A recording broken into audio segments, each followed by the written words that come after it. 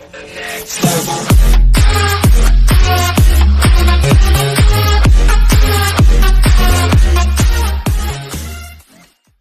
Am Mother review. Netflix takes on humans vs robots. Polygon.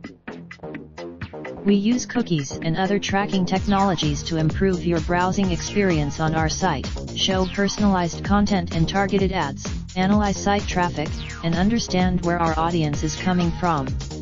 To find out more, by choosing I accept, you consent to our use of cookies and other tracking technologies. The sci-fi thriller sets a fresh spin on familiar themes.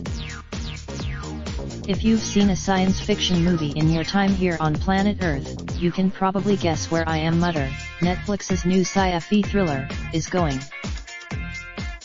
Directed by Grant Sputor, the film begins in a repopulation center following an extinction event. A robot edition. Note: this review contains mild spoilers for the movie.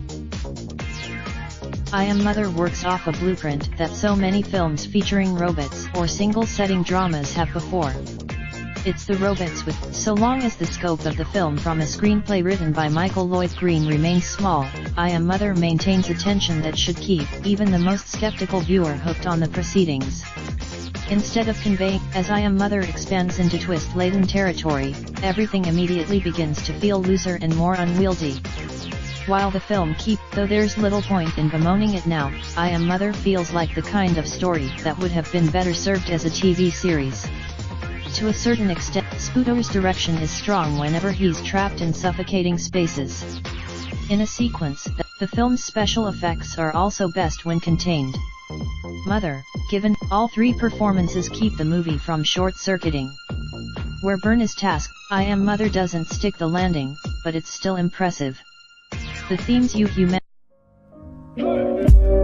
drop top, smoking, no cooking the hot pot. Fucking on your bitch, yeah, that. Looking up, open the park,